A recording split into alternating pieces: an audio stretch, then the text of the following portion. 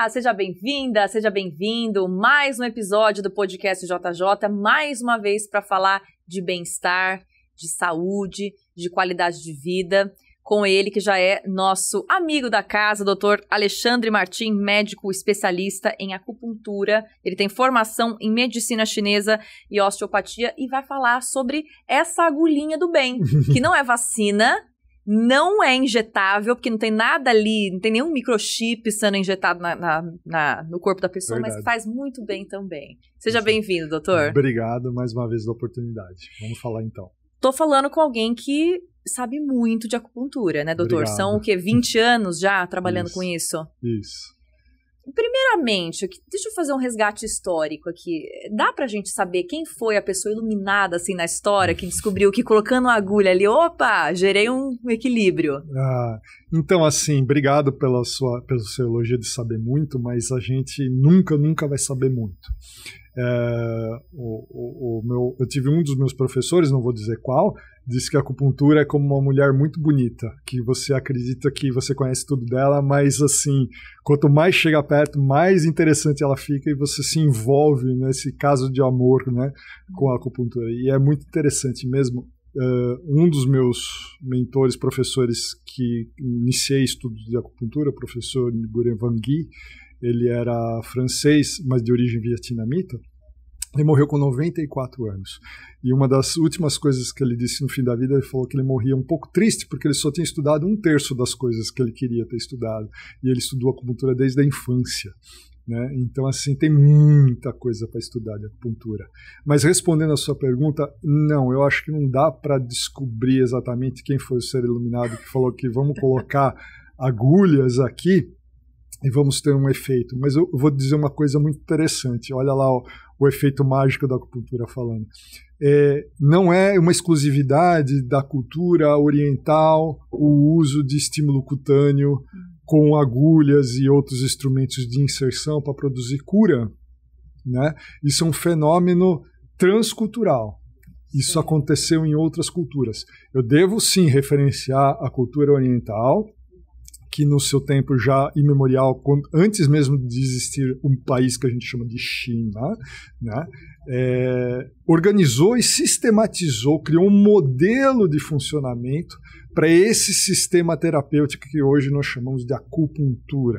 Então eles criaram uma teoria, e isso daí é sui generis. Por isso que a gente fala de medicina tradicional chinesa e pensa em acupuntura. Mas outras culturas já utilizavam sistemas não tão bem organizados, mas também colocavam, né? Se você for ver aí, tem uma múmia muito famosa que foi encontrada no gelo, né, nas montanhas do Alpes, né, de um caçador que foi lá aprisionado e ele teve pelo estado de conservação, essa múmia foi muito bem estudada. Uma das coisas que a gente detetou nessa múmia, e estou falando do terreno europeu, dos Alpes, né, que ele tinha marcas na região da lombar que a princípio achavam que eram tatuagens, mas não formava nenhum desenho específico. Analisando mais a profundo essa múmia, viu que ele tinha artrose na coluna lombar. Então a gente teoriza que provavelmente esse indivíduo sofria de dor lombar e uma das formas dele tratar é a inserção de algo, agulha, instrumento metálico, espinho, né, na região para o tratamento da sua dor lombar, né? E se você for pegar a nossa língua portuguesa, né, no começo da colonização aqui por missionários, né, jesuítas que vieram junto com a expedição para colonizar e catequizar os povos nativos do Brasil, né, você vai ver que tem uma expressão muito antiga que remonta dessa época, que fala que é assim, bugre corre melhor com espinho no pé. É um negócio que não existe assim no nosso cotidiano, mas professores meus que estudaram, né, isso se referenciava ao fato de certos índios da etnia Guarani, aqui da América do Sul, tá? Povos nativos daqui, sabiam que quando eles tinham que percorrer grandes distâncias, eles fariam melhor, com mais força, se com um espinho pontuassem 2 ou 3 pontos na perna, Então, os jesuítas observaram esses hábitos e criaram essa expressão, né, que ele corre melhor com um espinho no pé. E onde eram esses pontos? Era o bexiga 62 e o estômago 36. Então, eles descobriram instintivamente 2 pontos de acupuntura que, não por acaso, aumentam a circulação e a força dos membros inferiores. Então, de fato, eles corriam melhor com o espinho no pé. Nossa, que incrível. Então, é transcultural, né? Eles não sistematizaram isso, mas esse fenômeno, ele é, de alguma forma, presente aí, do nosso inconsciente coletivo e cabe a gente estudar e utilizar isso da forma melhor para o nosso próprio corpo. Então, não é só chinês sistematizou de novo, né? É deles essa cultura e que nós estudamos hoje é o mais bem estruturado, mas é transcultural. Esquimó tem, na Europa tem, Galeno, né? Se for ver Hipócrates, pontos na orelha, isso já era utilizado naquela época também, tá? Aurículo, acupuntura, se eu for falar, é um capítulo à parte, e transcultural também, né? E aqui na nossa América do Sul, nossa terrinha, Tupiniquim, tem cultura também. Doutor, você mencionou que já seria a minha próxima pergunta, que nós somos um mapa praticamente, né, sob o ponto de vista da medicina chinesa, quando a gente vai aplicar uma acupuntura num paciente, isso. Tem ali o que corresponde a cada ponto, cada órgão. É uma coisa cartesiana? Aquele ponto é assim para todos os pacientes? Como é que funciona quando alguém chega e fala, tô com dor nas costas, tô com dor de estômago? Isso. Como saber aonde vai a agulha? Isso é uma coisa difícil da gente entender, doutor. Não, tem vários aspectos que são muito interessantes. Primeiro, assim, onde é o ponto de acupuntura? Né? Então, o mapa de acupuntura, que é aquele que é muito alegórico, que você coloca na internet aí, assim, mapa de pontos, vai aparecer uma pessoa de lado, com a cabeça assim de lado, o braço levantadinho, com um monte de traço e um monte de pontinho, não é? Então, a gente costuma dizer que esses são as direções gerais da onde se encontram esses pontos. Né? Se você for ver nos livros clássicos, ele fala de um processo que o médico tem que fazer que chama-se palpação.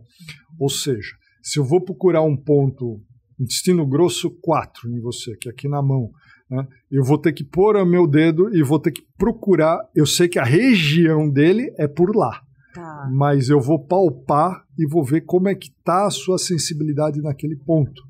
Só o fato de você me devolver, olha, tá muito sensível, tá doído, isso vai me dizer o quanto que esse ponto está ativo.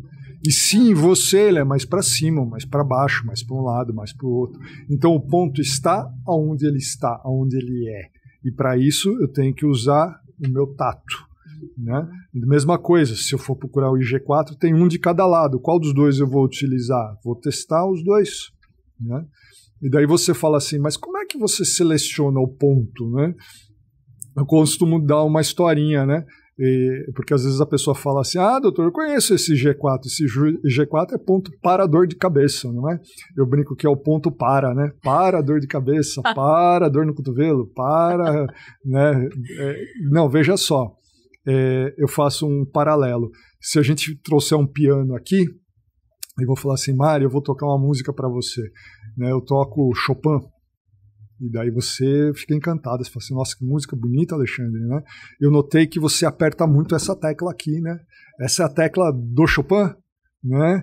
E eu falo assim, olha, Maria, vou fazer uma outra coisa, vou tocar Bach para você. Daí você vai ficar encantado. Você fala assim, muito bonito, Alexandre, mas assim, você brincou comigo. Eu falei, por quê? Porque você pegou a tecla do Chopin e apertou várias vezes, mas não é mais... Então essa tecla é do Chopin e do Bach também... E fala assim, agora eu vou tocar uma outra música para você, Mário. Beethoven, olha, né, a Ode da Alegria. Nossa, que lindo, Alexandre, mas você não sabe o que você faz. Eu falei, por quê? Apertou a tecla do Chopin, do pai, e agora você está usando ela de novo no Beethoven? Que coisa é essa, né? Afinal de contas, de quem é essa tecla, Alexandre? Né? Então, assim, não existe o ponto... Existem pontos que são muito específicos que a gente utiliza eles somente em uma ou outra ocasião, que eu poderia dizer que são pontos para certas coisas. Mas, na realidade, pontos de acupuntura, eles são para várias utilidades, como as ruas de uma cidade. Não é? Então, você tem grandes vias de grandes fluxos, e essas vias, elas são muito famosas, elas são muito utilizadas. Muitas pessoas passam por essas vias para ir para vários lugares, né? Então, como aqui em Jundiaí, a Avenida 9 de Julho, a Avenida Jundiaí, que nós estamos aqui, né? Então, a gente utiliza essas vias para várias coisas, para ir ao supermercado, para ir ao banco, para ir a São Paulo, não é? A saída e a entrada da cidade por essas vias. Então, são vias importantes que são usadas por vários processos de trânsito, né? Assim, no nosso corpo, nós temos vias importantes. Então, às vezes, você vai pegar um pontinho lá e você fala, nossa, esse ponto aqui, para que serve esse ponto? A gente for listar, tem 15, 20 coisas. Você fala, nossa, mas tudo isso? Sim, porque são vias que servem para tudo isso. Claro que não unicamente para isso. Se eu pegar, assim como eu falo para você, olha, pega a 9 de julho, você vai virar a segunda à direita, depois eu estou te dando um caminho para chegar num lugar específico, né?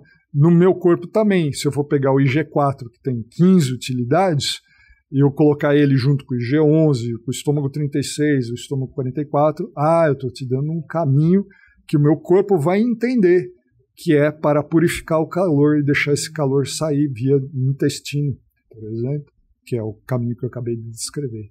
Tá? Então, e se eu usar o IG4 com o VG20, o estômago 8, eu vou estar tratando da sua dor de cabeça, é o mesmo IG4, só que com um outro caminho, a energia vai chegar em outro lugar, fazer um outro fluxo. Então, compara muito ponto com trânsito, com via, com fluxo, né? E daí também, cada um tem o seu jeito, não é? De uma maneira geral, para ir para certos lugares, todo mundo usa as mesmas vias. Mas, de repente, essa via está meio obstruída, você vai encontrar um taxista que é mais experiente, ele fala, peraí, eu vou virar aqui, virar à direita lá, e eu chego lá. Ele conhece um caminho mais rápido. Um atalho, então, para cura. Isso. E o acupunturista experiente, ele conhece os atalhos, né? Ele, pela experiência dele, fala assim, eu sei que aqui não dá, mas vamos usar uma alternativa aqui. Então, é bem assim que a gente escolhe e eles funcionam.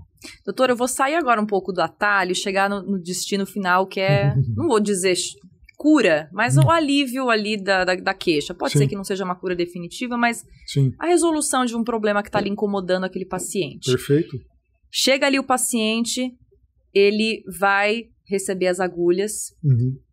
Quero que você conte pra gente, doutor, que tipos de problemas que chegam lá, que tipos de queixas que chegam no consultório e quais transformações que você já assistiu aí dos seus pacientes? Chega de tudo, né?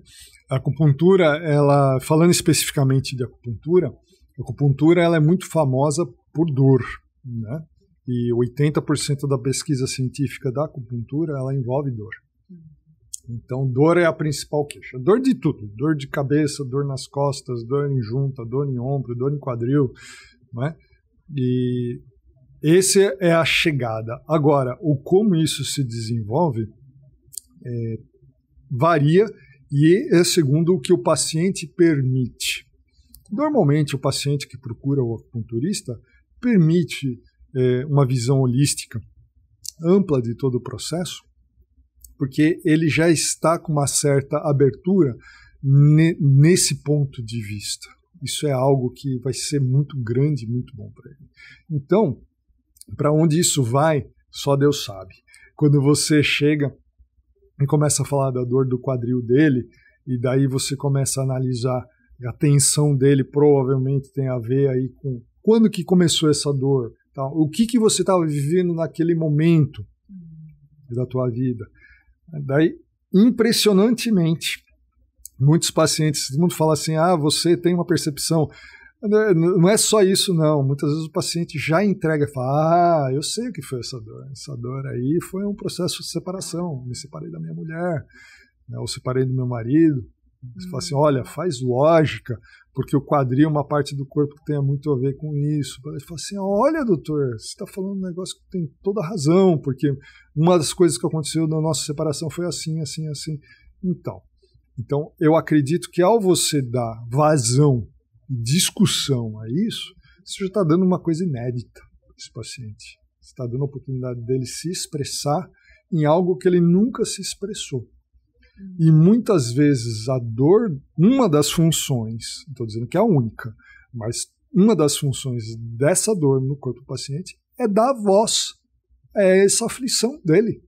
Interessante. E daí, ao você dar voz, esse fluxo de energia que estava estagnado, estava esperando um momento para entrar no palco da vida desse paciente, para estar nos holofotes, como eu estou aqui agora, né?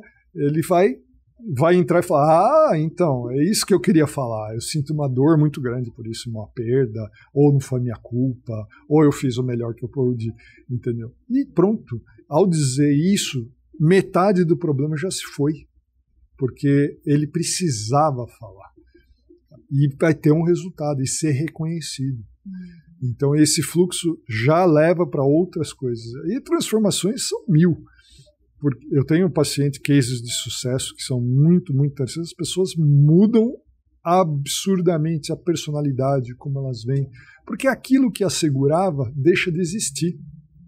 E elas podem usar aquela energia que estava parada. Isso é físico, gente. Isso não é uma maneira de dizer, um conceito. Isso é uma realidade a ser experimentada. Essa energia que está parada é um nódulo de energia. Clarividentes vão ver esse nódulo de energia. Ele flui. Essa energia é reintegrada. E ao ser reintegrada, o potencial dela ele é adjunto, ele vai fazer efeito na vida do paciente. Ele vai gerar produtos positivos para esse paciente. A pessoa muda. Ela vai ficar mais feliz, ela vai ficar mais alegre, ela arrisca mais. Né? Se o caso que eu te dei, por exemplo, ela tinha um problema com o relacionamento, ela englobou aquilo de novo, ela vai se arriscar a outros relacionamentos. Porque ela já sabe que ela é capaz disso. E daí a coisa se resolve. Não era meu intuito fazer isso inicialmente, mas foi para onde a doença me levou. E daí o que eu tenho que saber? Eu tenho que saber caminhar junto com ela. Claro, muitas vezes eu posso achar, olha, para esse problema eu vou precisar da ajuda de um terapeuta, de um psicólogo, mas faz parte do médico, terapeuta, psicólogo, fisioterapeuta, saber indicar e trabalhar em grupo. Isso também é um atributo da medicina moderna. Equipes, não é? Porque se a gente tem uma visão holística, a gente tem vários profissionais que trabalham, né? Eu tenho uma má relação com comida, vamos chamar um nutricionista? E quando eu vou falar com esse nutricionista, eu vou passar o caso, eu não vou escrever só obesidade. Né? Isso é óbvio. A pessoa vai olhar e falar, óbvio que tem obesidade. Mas eu vou falar alguma coisa, olha, tem um mau relacionamento com comida. Né? Ela usa a comida como uma descarga emocional. Né? É um chocólatra. Né? Então nós temos estratégias para os chocólatras, para ele poder dominar aquilo que o domina. Né? Ele vai ter, então, força, autoestima. Né? Eu vou trabalhar autoestima com as minhas agulhas, isso é algo que posso fazer. Né? A nutricionista vai dar estratégia. E a pessoa tem um biofeedback positivo, ela vai falar assim, nossa, que legal, estou ficando mais forte. Sim, tá. Você está ficando dando de si. Isso é o que interessa. Né? Exato. Que incrível. Eu me lembro que uns 7 anos atrás eu tive... Tá vendo como você acertou? Em cheio, falando do intestino. No outro episódio a gente falou aqui de intestino. Eu tive um problema sério. Fui diagnosticada com uma doença chamada colite ulcerativa. Sim. E eu me lembro até hoje que era um médico cirurgião. E ele falou, Mariana, o meu tratamento aqui é arrancar o pedaço do intestino do paciente que está ulcerado. Mas não. Tá aqui o remédio.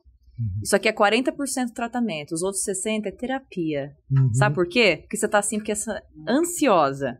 Enfia os pés pelas mãos. E eu falei, olha, e não é? Tinha ali uma coisa que não queria ser digerida. Sim. Acupuntura também. Curiosamente, a doença nunca mais apareceu, doutor. Olha só. Que bom, né? Sim. Isso daí é uma cura, com certeza. Eu acho que é uma cura no sentido amplo, porque não é uma remissão de sintoma, simplesmente. Você enfrentou uma realidade que você estava te incomodando. No caso, você não conseguia expelir certas coisas, né? Não conseguia externar certas coisas da sua vida. Né? Você enfrentou essa realidade, você deu atenção a essa realidade, você achou uma solução para isso, e o teu corpo não precisa mais ficar ulcerando o seu intestino para ele ter uma eficácia maior nesse processo. Você consegue fazer isso com a sua mente e dar nome aos bois, falar assim, olha, isso que está acontecendo é por causa de um relacionamento, é por causa de um processo profissional, está resolvido, eu não preciso ficar sendo escravo a isso, e daí você resolve. Fez uso da alopatia? Com certeza, Porque te deu conforto, te tirou da crise, mas você foi mais além. E isso é cura. Isso daí é a verdadeira cura. Ah, mas Alexandre, colite ulcerativa não é algo que a gente fala de cura, é algo que a gente fala de controle, é algo que fala de remissão. Pois bem, chame como quiser. Mas agora você está muito bem e convivendo com uma característica que é sua. Afinal de contas, cada um é do seu jeito. Né? A loira tem cabelo loiro, ela pode tingir de escuro, mas sempre será loiro. Sim. E ela pode ter cabelo escuro, basta lidar com o loiro dela, se o incomoda. Se não incomoda, deixa ser loiro, não é? Mas esse conhecimento é fundamental. Dar escolhas, dar opção, caminhos abertos. Né? A doença é sempre um caminho fechado, é um beco sem saída. E o corpo tem que reagir de alguma forma para ter espaço e sair, encontrar seu caminho. Caminhos abertos, a gente tem sempre opção. Não dá para ser por aqui, que seja por lá. Sim. Não é? Por cima, por baixo, por lado, do avesso, não sei. Aí nós somos criativos o suficiente. E esse é o verdadeiro papel do terapeuta, em oferecer, né, da sua expertise, novos caminhos para a pessoa. Eu tive uma psicóloga que dizia, às vezes o beco sem saída é o melhor lugar que a gente pode estar, porque o único caminho é voltar e rever por onde a gente está passando, né? É justo. Legal.